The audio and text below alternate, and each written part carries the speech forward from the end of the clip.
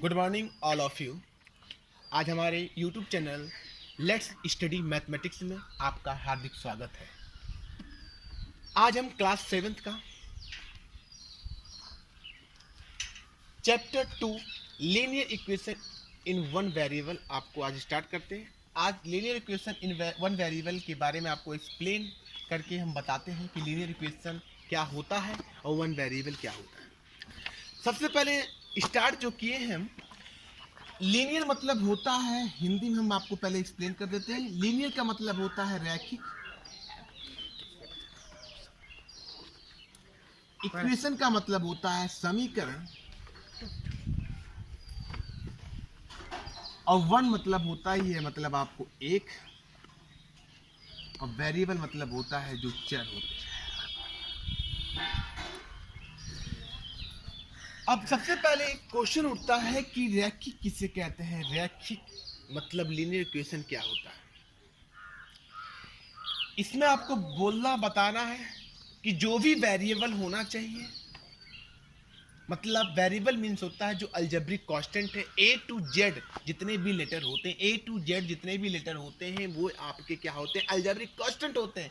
तो उसमें ये बताना है कि जिसकी मैक्सिमम पावर, जिन अलजेब्रिक कांस्टेंट की मैक्सिमम पावर 1 हो, मतलब जिस चर की घात सबसे अधिक क्या होना चाहिए, 1 होना चाहिए, तो उस चर को ही हम क्या कहते हैं, रैखिक कहते हैं। और इंग्लिश में हम उसे क्या कहते हैं, लीनियर कहते हैं। क्या कहते हैं, लीनियर। लीनियर का मतलब है, आपको मैंने बता दिया कि जिन अलजेब्रिक कांस्टेंट की मैक्सिमम पावर 1 होता है उन्हीं को हम क्या कहते हैं, लीनियर कहते हैं। जैसे मैंने कह दिया x, इसकी मैक्सिमम पावर 1 है, तो ये आपका क्या हो गया, लीनियर हो गया। यदि मैं कह दूं y square, this is not linear, क्योंकि इसकी मैक्सिमम पावर, अधिक पावर कितना दिया है, 2। मतलब हम क्या बताएं कि अधिकतम पावर 1 होनी चाहिए, 1 से अधिक नहीं होना चाहिए। तो समझ जाइएगा, उन्हीं को हम क्या कहते हैं, लीनियर कहते हैं। क्लियर।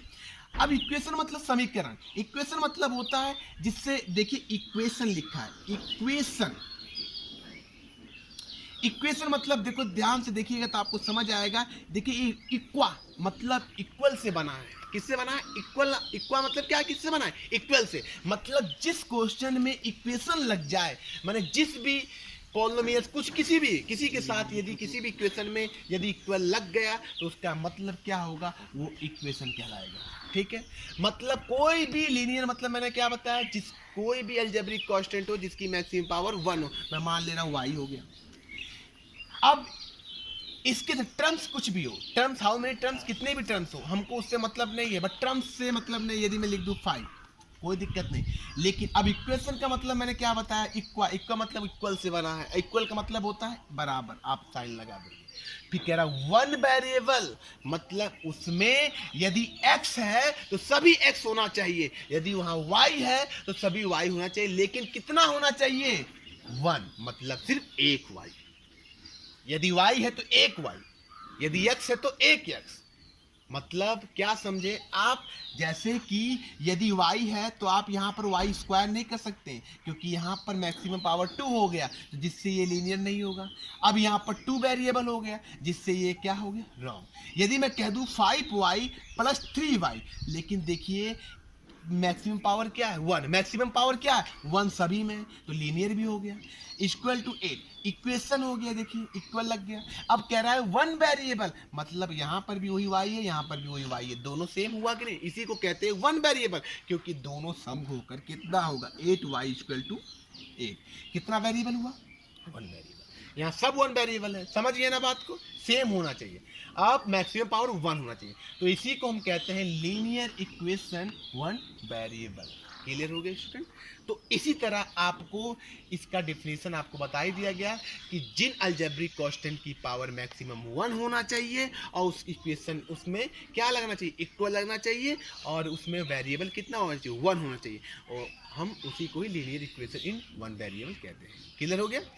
अब इससे आपको आज हम, इसमें आपको टर्म्स होता है, टर्म्स भी बता देते हैं। टर्म्स क्या होता है, जिसके मतलब different different person and different different algebraic constant दिए होते हैं, गिवन होते हैं, तो उन्हीं को हम काउंट करके बताते हैं कि इतने टर्म्स हैं।